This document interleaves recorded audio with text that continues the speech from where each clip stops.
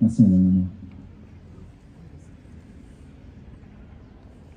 Message de Monsieur Sébastien Lecornu, ministre des Armées, et de Madame Patricia Miralles, secrétaire d'État auprès du ministre des Armées, chargé des anciens combattants et de la mémoire.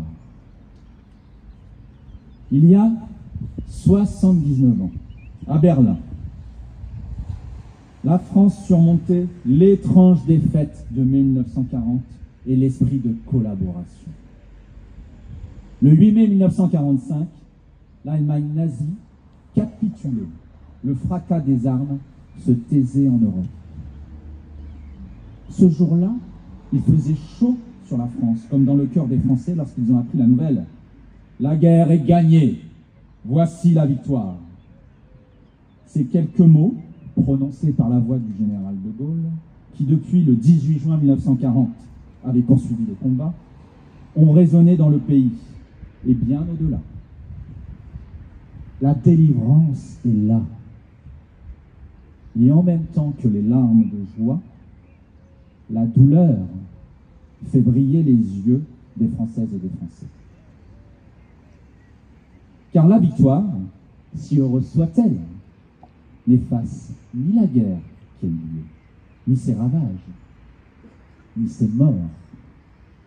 Des ruines de Rennes et de Saint-Lô, aux plages de Normandie et de Provence, d'Oradour-sur-Glane, aux monuments aux morts sur lesquels on gravera bientôt des noms nouveaux.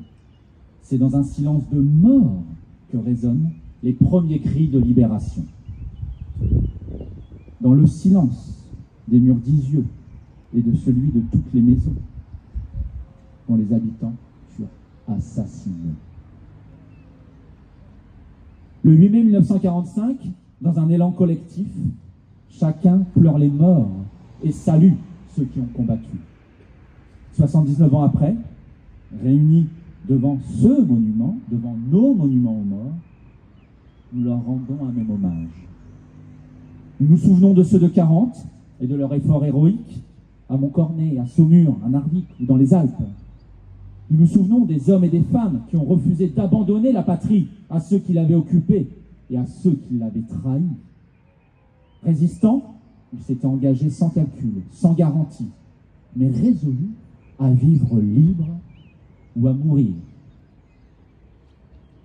Nous nous souvenons des combattants des forces françaises libres, venant de France, d'Afrique, des Outre-mer et d'ailleurs.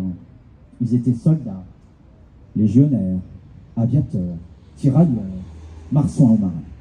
Ils sont arrivés sur les plages de Normandie et de Provence, après les glorieux combats de Bir-Hakeim, de Koufra, dans les sables des déserts d'Afrique et du Levant, à Monte Cassino. Ils débarquaient en France, guidés par la liberté qu'ils aimaient plus que leur propre vie. Ils se sont battus et n'ont jamais plié. Nous nous souvenons du soutien décisif de nos alliés d'alors, de ces combattants, partis à l'assaut de l'ennemi côte à côte avec les Français libres, de ces millions d'hommes et de femmes qui se sont unis pour hâter la victoire. Nous nous souvenons également de toutes les victimes civiles qui payèrent un immense tribut. Elles trouvèrent la mort dans les exactions de l'occupant, ou les bombardements de l'invasion, ou malheureusement ceux de la libération. Nous nous souvenons des victimes de la déportation politique et raciale dans les camps de concentration et dans les camps de la mort. Nous nous souvenons des juifs, tziganes, homosexuels, handicapés physiques ou mentaux, haïs et assassinés, simplement parce qu'un jour, ils étaient nés.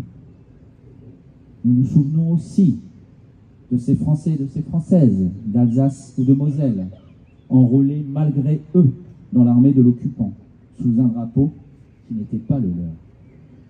Il y a 79 ans, la France et l'Europe avaient perdu leur innocence. Et c'est avec la conscience grave du passé que chacun se mit à imaginer des jours heureux. Avant même la fin de la guerre, de nouveaux défis faisaient jour, de nouvelles ambitions aussi. Une ambition politique partagée par toutes les forces qui avaient contribué à la libération et qui, rassemblées autour du général de Gaulle, avaient formé un gouvernement provisoire.